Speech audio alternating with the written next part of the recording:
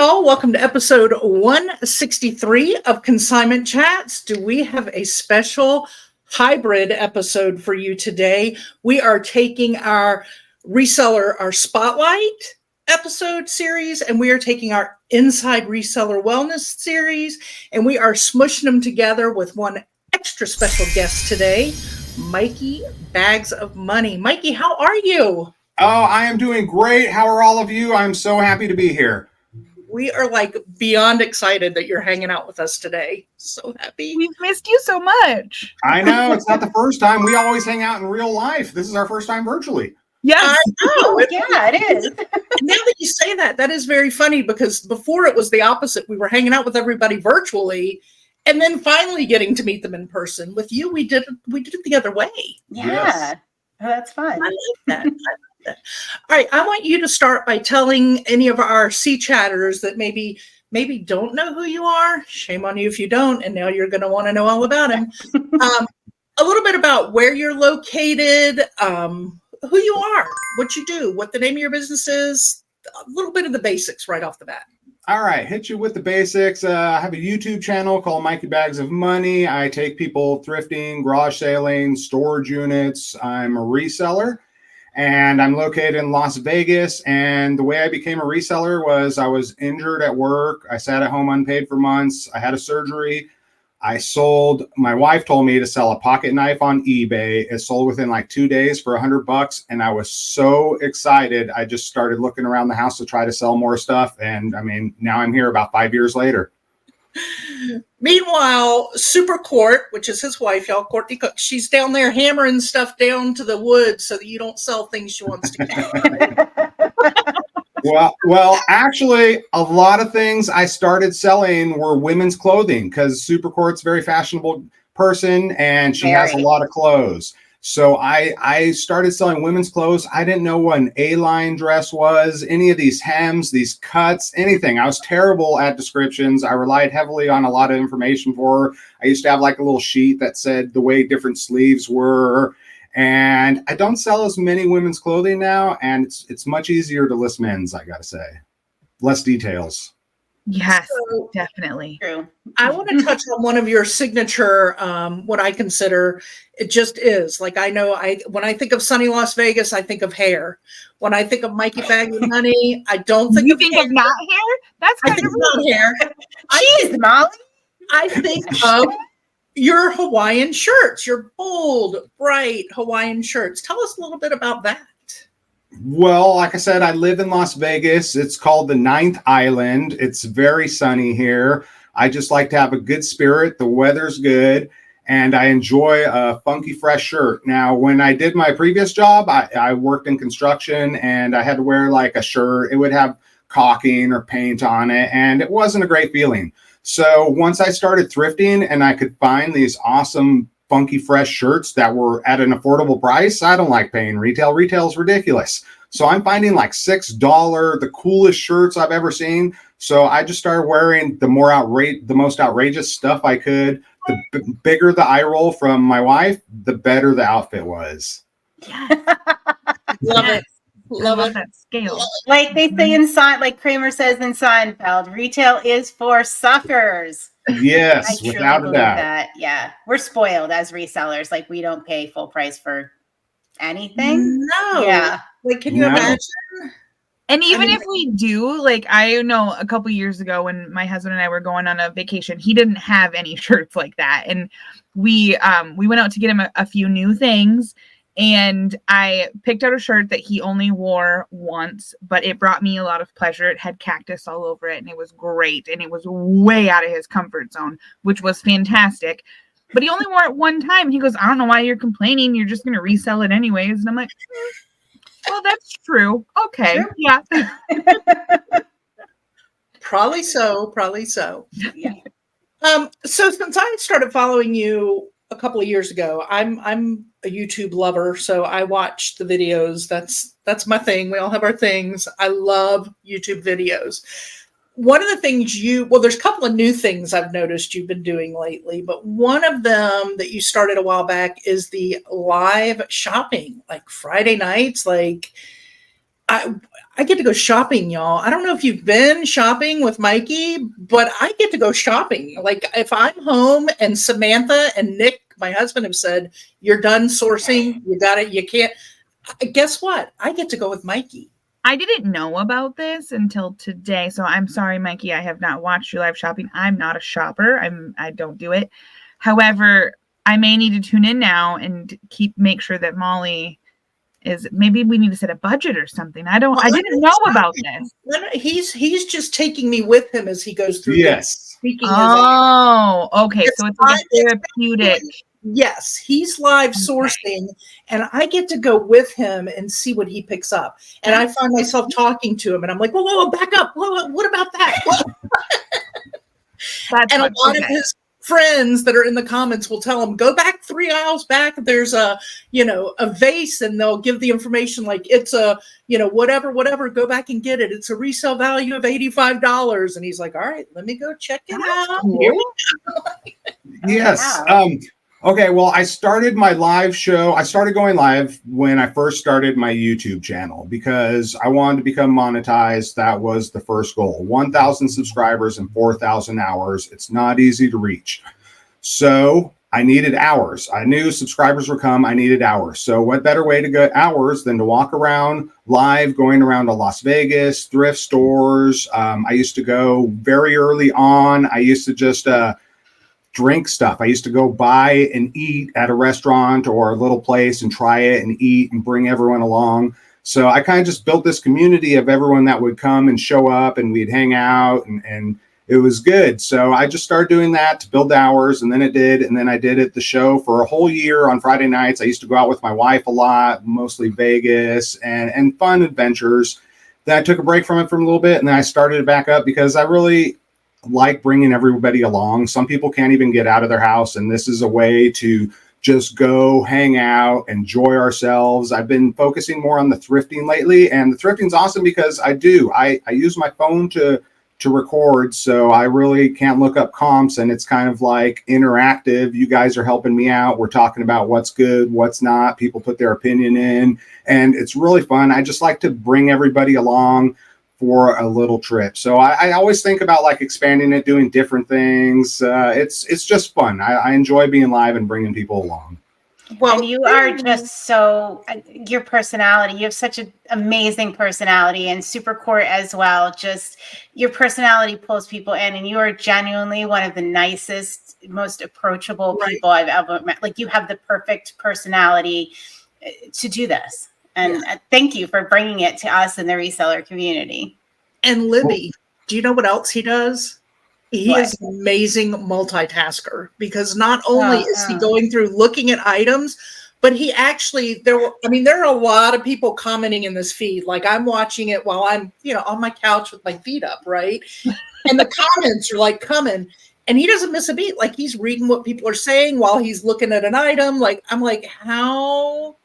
I would need an assistant. How is he doing this? Yeah, well, how are you? I've just practiced. When I first did it, like my first time when I did it in Las Vegas, I was looking at my phone and I stepped off a curb haphazardly and then almost went into oncoming traffic. And I was like, I got to get better at this. Yeah, you got to just be aware. You got to be aware of your surroundings, number one. Literally life and death, folks. Reselling can be life and death. You have to be careful out there. All right. Sorry.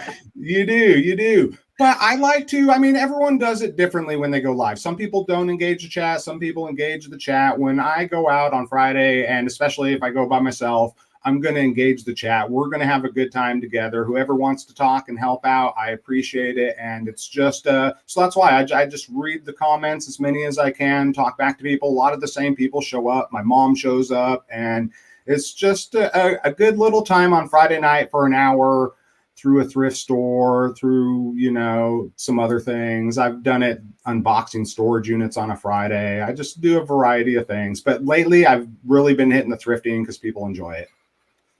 All right, storage. I'm gonna have to tune into that. That actually sounds pretty great. Yeah, come say hi in the chat. Listen, for those of us that are no longer out partying on a Friday night, it's a fun time. Like, yourself a glass of wine and let's go shopping with Mikey. Like, it's awesome. you just segued me into one of the other things I wanted to bring up that I've been watching your videos of, and that's storage units. I feel like now I said your live shopping was newer, but clearly I'm on phase 2 of live shopping. As you just said, you were doing it when you first started. I must have really been diving into you when you were taking no worries. a lay down on that, and now we're back in it. So I felt like that was storage units. Is that new? Newer? Yes. Okay. It's new. I've always had the dream. Who hasn't had the dream since Storage Wars, saying I sure would like to do that. Am I right? Yep. And you're doing it.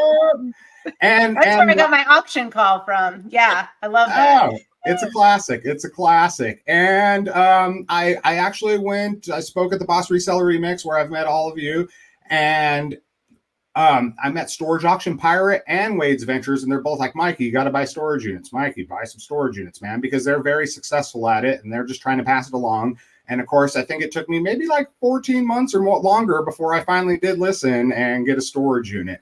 And I do know that you helped. I watched the one where you were going and helping Flippin' Jay Bird. Yes, Flippin' Jay. Shout out Jay. That was awesome when you went in with her, and that was a lot of fun. She's a sweetheart. So that was that was a great learning experience for me because I've never done it. So Jay said, hey, Mikey, you want to unbox some stuff with me? And of course, I'm going to unbox it and make a YouTube video out of it. And the first one she got, I was like, this storage thing, I don't think it's all that. I mean, it wasn't that good of a unit. And I wasn't convinced. And then the second one she got was amazing. So many gemstones in there, rocks, and just so much stuff, so many boxes. I was like, this is incredible. This is incredible. She had a huge ROI on that one. Wow. All right. Yeah. So I mean, 14 months is like eons in the reseller world. If anybody watching this is not a reseller, like 14 months is a really long time. For the rest of the world, it's 14 months. To us, it's like, a decade and a half. So yeah, glad you got in there. Yeah, I definitely should have done it. When people tell you to do things, I mean, you should probably jump on it, but I just wasn't ready. And I was still just like flirting with the idea. And my sister had some time off during the holidays, and I was mentioning the storage unit, and she was like, I would help you. If you do it, I'll help. And her husband will help too. So I was like, I got helpers. He's got the truck. The time is right. So I pulled the trigger and we got it. They came and helped me film the first one. They also helped me film the second one. We just had a lot of fun doing it. And the first one was really good. The second one, not so hot. So it seems to be 50% in my personal experience right now. It's like a gamble. And something you probably need a hazmat suit for sometimes. Yes. Yeah, craziest thing you've pulled out. Craziest thing you found. Come on. Well, I don't know. I've only done 2, but I mean, we definitely found an adult toy. Thankfully, it was new and I knew you were gonna say that. Almost every storage unit has one. Let's be real. Yes, for sure. Then we found drugs in both units. Oh. Yeah, I don't know if the wacky tobacco counts as a drug. It doesn't in our state, but yeah, both units of that. And the scariest thing we found in a little tin was some dead, like spiders and scorpions that were dead and almost preserved. It was freaky, and it scared my sister and me pretty fierce. Ooh. Yes. Wow. What? Yeah. Good answer. Good answer. I wasn't expecting all of that. Oh, well, check out my video and you can see it. The reaction is good. I mean, yeah. And she even was challenging me in the beginning, was like, are we going to run into spiders? And I was like, I'm not going to be scared. And she's like, oh, really? Because I mean, she's known me all my life when I was a little kid and scared of spiders, and turns out I'm still scared of them. Still. Yeah. Were you, I love watching these YouTube videos. Were you the one that came across moonshine, or was that somebody else? We came across moonshine too. And in this unit, the moonshine was practically the best packed item. It was a little weird, but I enjoyed it. I mean, they really wanted to protect this moonshine. Hey, you got to take good care of that moonshine. You do. All right. So, and like I say, I've watched these, so I kind of know some of the most amazing thing you open. Like, holy moly, this just made the unit. Like that moment. Oh, jewelry box. I knew you were going to jewelry say box. Yeah, the jewelry box was so sweet. I found a class ring. I had no idea about class rings or their value or anything. And it was a 10K class ring. Jaspers, I think, might be the company. I'm not sure. But these things are worth like $200 to $400 on eBay, and maybe even a little more. I took some gold into the gold shop. I just flipped that real quick. I think I got like $300 for the ring and two other little rings. So I mean, that already paid for the unit. I had a Whatnot show with a bunch of the other jewelry. I'm going to have a Whatnot show coming up with the rest of the jewelry. And I put some on eBay also that sold. So I mean, just out of this jewelry box, it's probably $800-900 or something like that. Pretty easy. I mean, I could have went for the longer term, listing it all on eBay, but Whatnot's a great platform to turn stuff quick. And there's a lot of storage unit sellers that just do that. So I was very happy with my sale. I mean, Molly's made out really well buying jewelry on Whatnot. Like, really, really well. Oh, yeah. You can get great deals on Whatnot everywhere. I mean, yeah, even on the big channels, there's still some deals to be had. Yeah. I found, and I subscribe to them on my Whatnot, but they, because I've not sold on Whatnot, but I will go off and on and buy a few things and support my friends and that kind of thing. But somebody was doing it where they had so many estates of jewelry and they just were never going to go through it all. So they would just scoop up and weigh and go, here's 2 pounds of jewelry or whatever. And so I bid on some, and I mean, what was it, $300 and something gold garnet necklace, and that was just one of a pile. There was a lot of real gold and diamonds in that pile that I paid, I think, $30 for. So that's she awesome. has her little tester now, and we just get random calls now, and she'll be like, guys, this is gold. This is gold. See my pen? It says it's gold. Yeah, I'm like a real tester now. I can test with the acid. I got my diamond tester. I feel like I just got my watch fixer kit. Like, I'm ready to go. We also get the other calls though, where she's like, guys, these aren't diamonds. No. These are Claire's. All right. So this wasn't on my plan. You just mentioned this, and this is something I noticed you do, and I noticed other people do, and I don't do, which is what you were just talking about, the quick flip. You did a video recently. You went to a yard sale. You found an awesome t-shirt. I think it was Tupac, maybe. Yes. You took it right away to, oh gosh, tell me, I can't remember. Yesterday's Fits. Yes. And flipped it huge like that.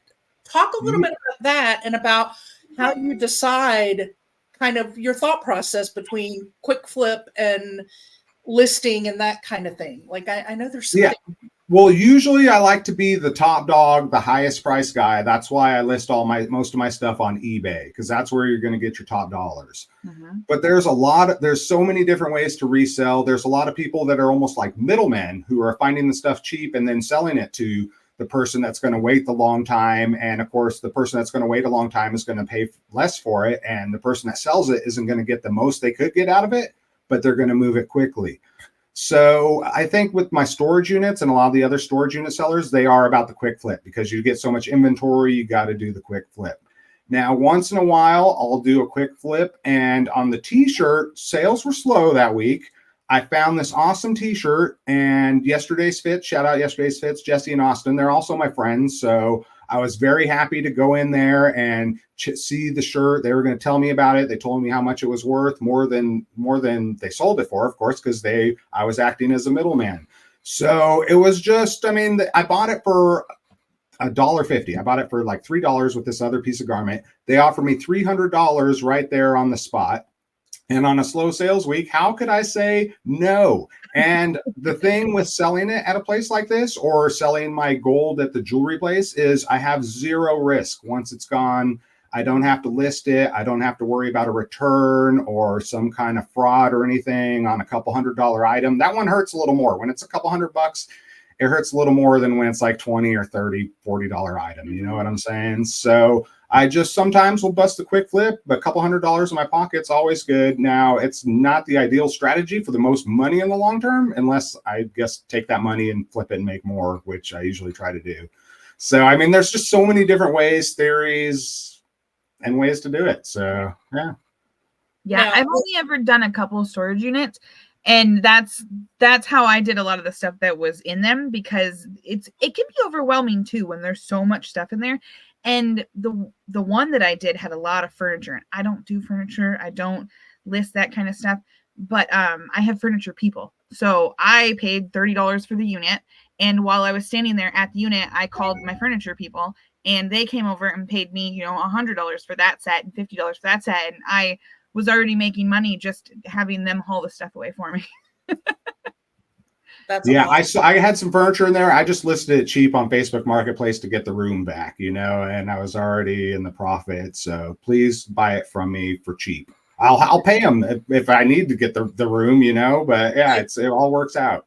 Mm-hmm. So I know Libby's sitting here loving this, because Libby has a big thing about the more you touch an item, the less you make. So this is like a dream come true. You like pick it up at the yard sale and just drive down the street and sell it for $300. Like, boom. Yeah, there's a lot of people that go dig into the bins and sell to that shop, and that's their job.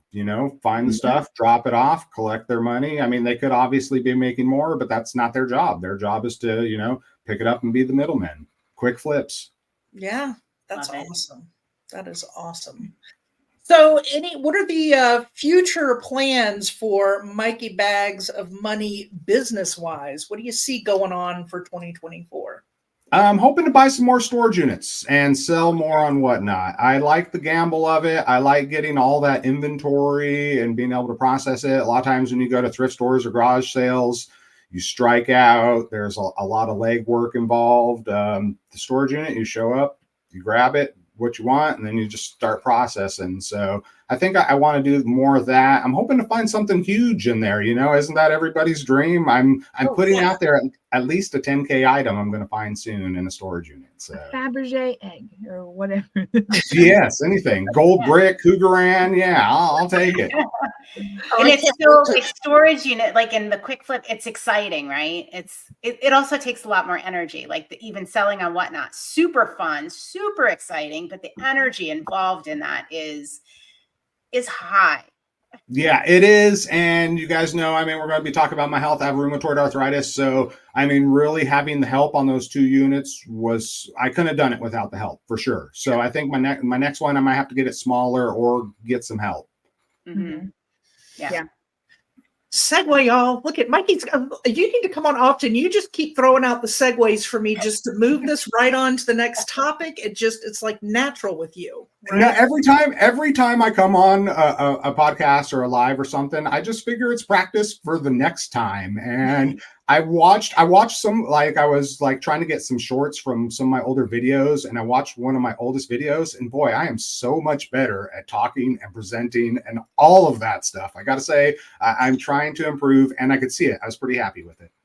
Oh, good. That's awesome. And good for you for being able to go back and watch those, because when I have to do that for something we're doing, it is one of the most painful experiences to watch the first couple of videos. Oh. Well, this one I wanted to watch because I think it's only got 700 views, maybe less than 1,000 views. And I think it's 2 years ago. And I went thrifting, and then I included my anniversary weekend with my wife's Supercourt. So we went to Hell's Kitchen on the Strip. We went and saw a show, Absinthe, and we kind of gave a little recap of it all. And I'm so glad I have some of these personal type of moments in the videos. So when I go back and watch it, it's a great memory for me. And I just, I watched it. And like I said, I wasn't too proud of the presentation and my video and all that, but I was so happy to see the end of it. I busted the music, was all good. I'm like, oh man, this is so cool. And it just got to relive our little weekend. So that's one of the cool things about YouTube is you can go back when you do watching yourself. It's cringeworthy sometimes, but yeah, I just that little tidbit just brought me such happiness. Love it. It's all about, I read a quote the other day and I was like, it's so true. And I don't remember the quote. Libby's good at remembering quotes. I have to screenshot them and go back to them later. I can't remember your quotes. Jeez. But that importance of staying uncomfortable, right? We all can look back at that first video you did and that first thing you did in this and how uncomfortable you were and how nervous you were. And, now it's just oh yeah, what's going on? Maybe I feel that way because I control the editing. I don't know. I'm real relaxed. Samantha and I are on edge here. Maybe. All right, back to your segue into our series, Inside Reseller Wellness. So you mentioned your diagnosis. You were very,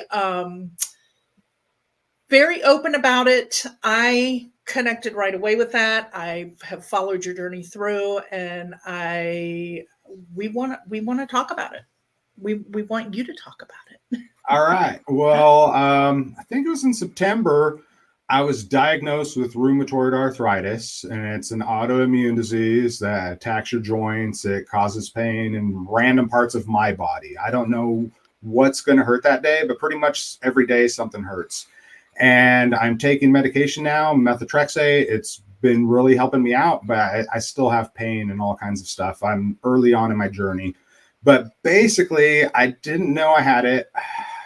I had a lot of different pains going on, and I wasn't sure exactly why. Looking back now in my life, I think I might have had this a long time. I can think of certain times where I had certain pains that other people didn't have or was abnormal. Now, I was in the construction industry a lot of my life, so I did do some physical work. And well, I'd say construction, carpentry. I worked inside people's homes doing painting, moldings, door, woodworking, stuff like that. Oh, wow. And I would always hurt more than my coworkers, it seemed. And I thought it was because I was heavy. You know what I'm saying? I thought it was just because I was heavy. And I don't know. Like I said, looking back at all these things, the very first Boss Reseller Remix I went to, I wanted to meet as many people, and I was taking selfies with everybody, and I got what I called selfie arm. I couldn't move my arm up the next day. Like it was so painful. I'm sorry, selfie arm. Yes, selfie arm. Who gets selfie arm? Oh, Yeah, it was. I sorry. took so many. But yeah, I didn't realize that probably, my joint hurt. I also used to have the butterfly rash. You can see kind of my face is still splotchy. I get the butterfly rash. I kind of know what that is more now. I had that in full effect. And so I just have had these signals, but I didn't know what it exactly was. And then the pain was kind of increasing. Like my joints would hurt, my elbow would hurt, my knee would hurt. And then one day my left arm was just hurting. And then it was hurting to move it, so I kept moving it like an idiot, you know what I'm saying? And like my left arm was, you gotta work it out, like okay. Yes. So when they say your left arm's hurting, that's a sign of a heart attack. And I went to the doctors. I went to urgent care. I was like, my left arm's hurting. My blood pressure was just a little elevated, probably from the pain. But I was like, man, my joints hurt, every day. And he pretty much said, just drink more water is what I got out of that one. Then I went to the next doctor I saw. Now I'm not the biggest advocate for myself, maybe telling the people how much pain I really am in, because, I've done physical activity all my life. I'm used to being in some pain. And so I went to the next doctor. They really didn't take my pain levels too seriously or do anything for me. And then I went to another doctor, and I just by chance, because I think it got canceled. And he was a younger dude. And I was like, this young guy's not going to know about my old man problems, because my knee would hurt. It felt like my knee was blown out. I could hardly walk. When we went to the event in Phoenix, I wasn't really talking about it much, but my knees were killing me every day, just walking all the way from the elevator to the room and all that stuff. My knees were just killing me. And the bottom of my feet would really hurt too. I forgot about that one. I'm doing so much better now, but the bottom of my feet would, like, literally the bottoms would just hurt. So, I had all this stuff. So I started talking to my doctor, and then pretty much he wasn't listening. And then I think I mentioned something, and then he started asking some more questions and stuff. And he thought maybe I had lupus, the butterfly rash had flaring at that time. So I was kind of worried about that. They did some blood work and stuff like that. And it turned out I have rheumatoid arthritis. And I'm kind of lucky they found out so quick, I guess, because there's so many people that have so much longer journeys, I guess. I kind of got my answer pretty quick. Now, like I said, I've always had these weird pains, and it was bad. When I went into the doctors, like I was breaking down, like my body was just like hurting so bad. I showed in a little video where I was walking. I could just hardly walk. I think I was headed for a wheelchair. I think really without the medicine, which has been around a long time, that I probably would have kept going downhill. I'm not sure. It's yeah. So anyways, I got the diagnosis, and I've just been trying to improve since, really. So what was one thing you said was that you didn't advocate really well for yourself. So certainly I know somebody watching this video is probably going to relate to that. Looking back, what would you have done initially to advocate for yourself? Like knowing now that you weren't being the best advocate for yourself. If somebody's in this situation, I think I would have to tell them my true levels of pain and how badly I'm hurting and what this is doing to my body. Instead of saying my arm hurts and he says, drink more water, or my joints hurt, I just really need to tell him that I am a tough guy and this is really debilitating me. It's crippling me. I don't know what's going on. It's something new every day. And I'm just at a loss, really. And I don't know. I mean, so many people have the problem and it goes undiagnosed for so long. And it seems to me they should just do some more blood work for rheumatoid arthritis more often. I mean, or an autoimmune disease more often. It doesn't seem like it would be that hard. I mean, I think it'd help a lot of people out. They are. I mean, autoimmune diseases are definitely more prevalent now, or at least getting diagnosed more now than ever before. And I think a lot of them are hard to diagnose. And something I found in our area, I don't know, Mikey, if this is where you are, but the rheumatologists, that it's hard to find one. They're not around. Like here in Greensboro, North Carolina, I was trying to get an appointment with one, and they can't find one for me to go to that I could see in the next year. So I don't know. I mean, seems like you got in fairly. I did get in fairly quick, but I got to say, my rheumatologist pretty much just farms me out the medicine, I think. And, you know, she's like, here, this, because it's so routine for her, it's medical. She's like, you take this. And I was on steroids for a long time to let the pain down, but now I'm on the methotrexate. She's like, you just take this, see me in 4 months. So, and yeah, so I feel my other doctor just is more of a talker and a listener. So, I mean, most of my information I've gotten, I've just had to study myself or just talking to people. People are amazing to talk to.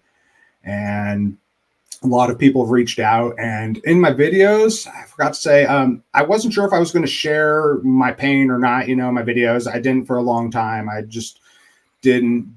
But I decided I would share it because it was a major part of my life. Maybe it could help other people.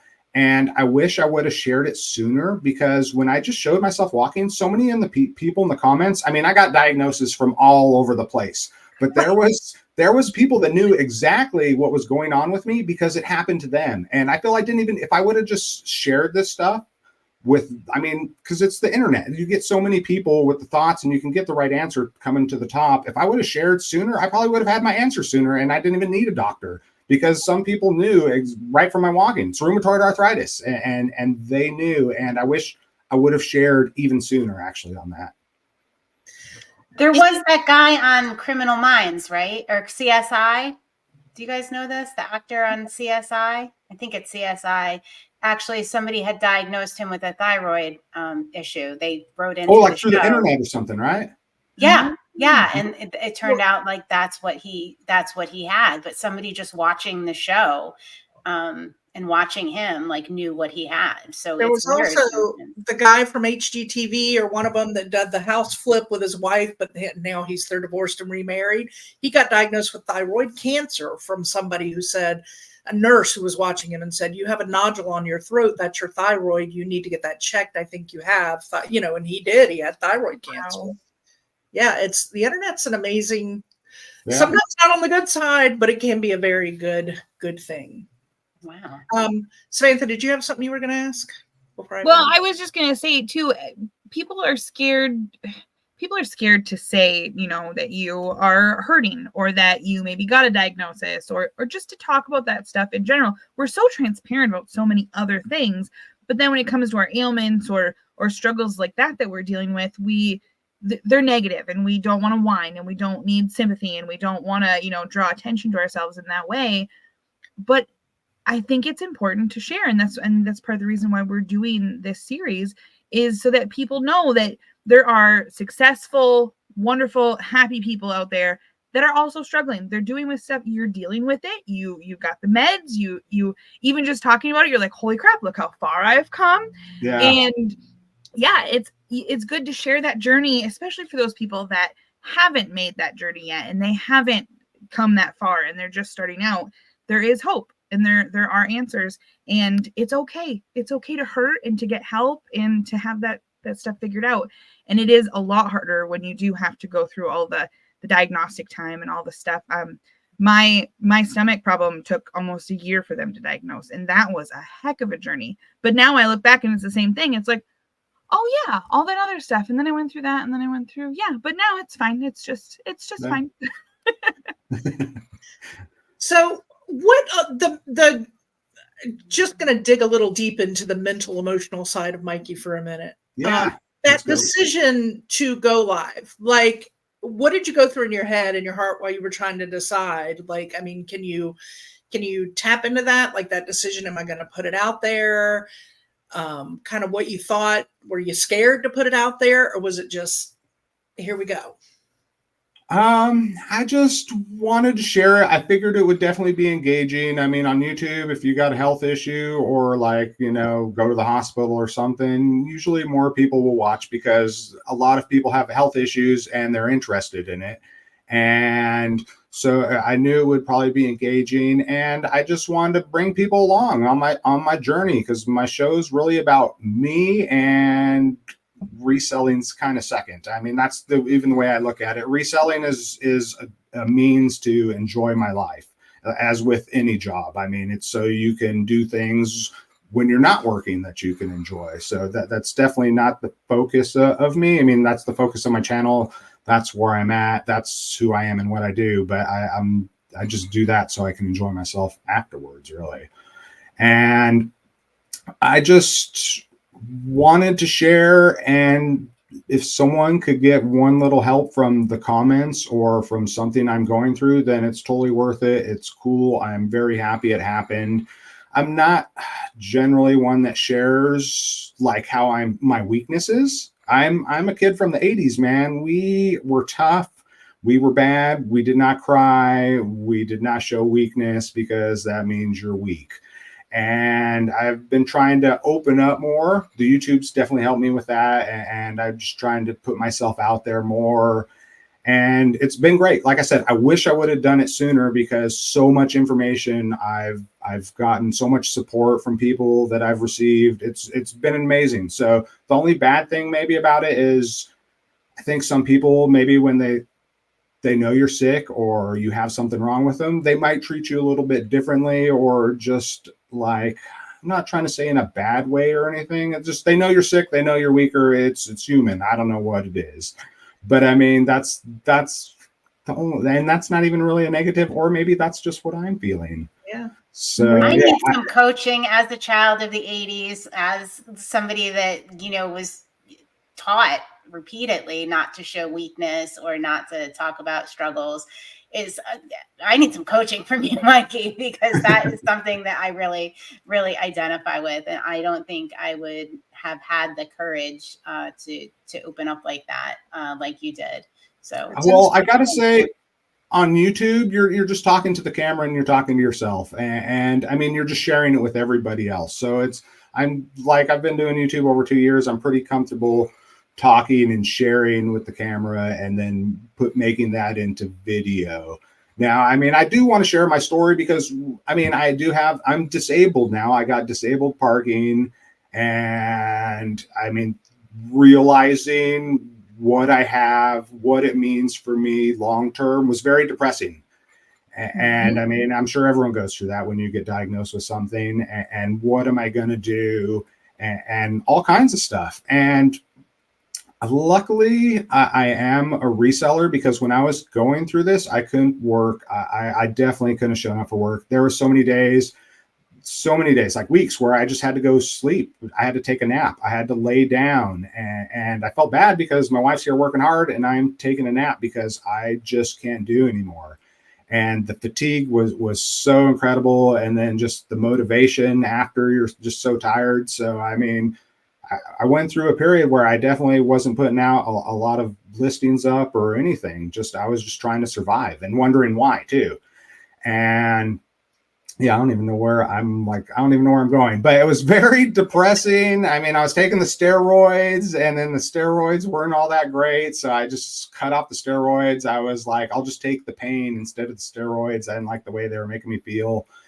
And yeah, it was just, like I said, it was depressing, but I've gotten better. I'm feeling better. I've talked to people who have lived with this disease for a long time, and they're doing great. They live good, healthy, productive lives. Sometimes you just have to set it down. You have to learn your limits of what you can do. I've had to set a lot of limits for myself. I like to go hard. I'm the guy that I go till 2:00 and they close the door on me, but now I'm having to not even show up or show up and leave at 6. Yeah. And so it's taken a lot of adjustments like that socially, and just working everything. It's totally changed my life, but I'm focused. I'm going to do good and working on my recovery.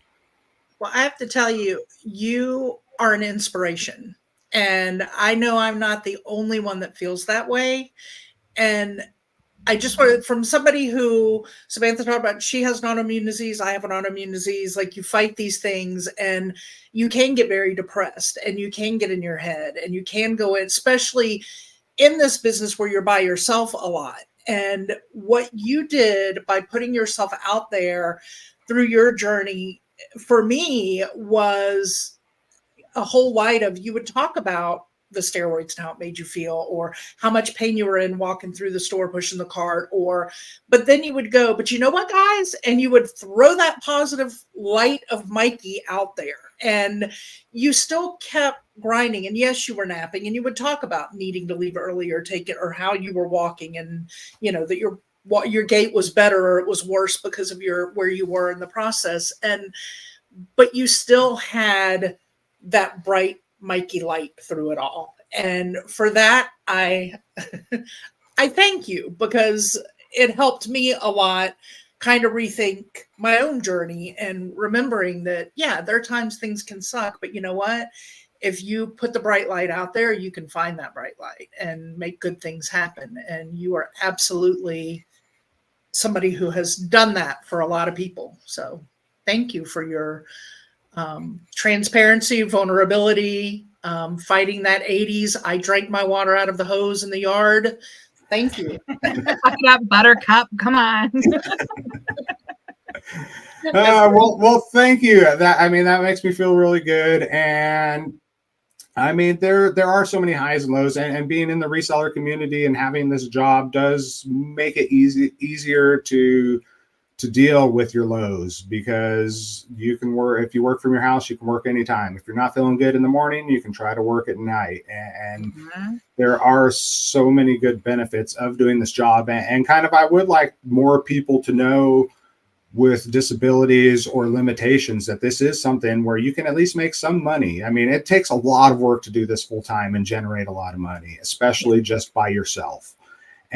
But to make a few extra dollars on the side to do stuff while you're feeling good enough, just for an hour or two, I mean, you can get some amazing results, and it makes you feel good to be able to go do something and make some money when you're not feeling that great, or not able to go work a traditional 9 to 5 and last all 8 hours at a job because you're too hurting, or you got too much fatigue, or you got a lot of doctor's appointments. I mean, it's just one of the great flexibilities about this career, for sure. Yeah. The power of the cha-ching, right? Like, that can, I mean, you're doing something real, right? You're making money, you're being productive. That has to be uplifting. Yes. Cha-ching, yeah. And y'all, if you're really down and out and can't go get your items like we love to do, don't worry, because we are Consignment Chats, and we can even help you do it without putting a lot of money out there, right on your couch if you need help.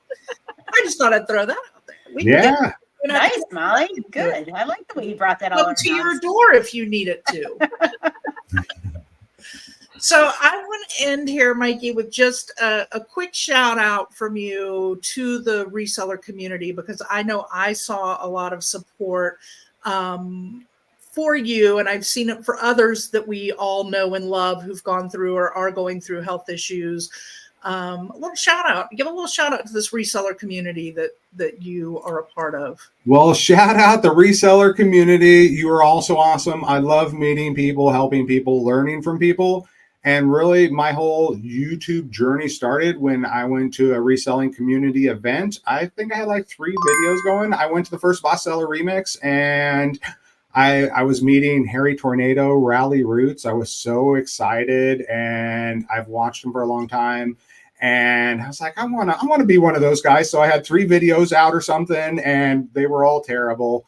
And I just went there, and they embraced me. So many people at that whole place. I spoke. I told my story of how I got hurt at work. I told it in graphic detail that I can't share here. But just so many people embraced me and lifted me up. People told me, Mikey, you can do it. You can do it. Mikey, you got this. And it really gave me a great spark of joy and motivation. And just the reseller community is awesome. They lift people up. When I first started Instagram, my shout out goes forever. When I first started Instagram, it was just all reseller. Instagram was nothing but unicorns, rainbows, packages, and it's just a wonderful place. Everyone's making money, sharing stuff, taking cool pics in their shirts, and just the reselling. Selfie arm. I can't. Yes. I'm going to use that now. I had no idea. I might be the only sufferer. I'm not sure, but yeah, I just got mad love for everybody, and just thank you, and thank you guys for having me here. I really appreciate it. Thank you so much for joining us. This has been every bit of a joy that we knew it would be having you here with us. We just I figure we could talk for hours. You guys are just gonna have to randomly Zoom me now, and we'll just I know. Well, you'll see me on Friday nights. I'll be in your chat too. So. All right. Stop and he will be multitasking and responding. I don't know how you do that. It's fun. I like a good challenge. That's why I like reselling. You get to wear 47 hats. And then if you start YouTube, you get to wear 47 more. So, yeah. It's crazy. Keep it fresh. Hats. And after you wear them, you can sell them. Right. So, Mikey, at the end of all of our episodes, we like to do a little toast. Do you have a cup near you? A glass? Oh, yes. Jar? Whatever. Awesome. All right, friends. Until next time. Cheers. Cheers. Thanks for joining Libby, Molly, and Samantha, the ladies of Consignment Chats, as we build a resourceful community of collaborative resellers.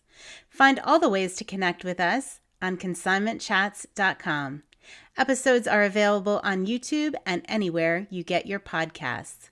In addition, join our free private Facebook community.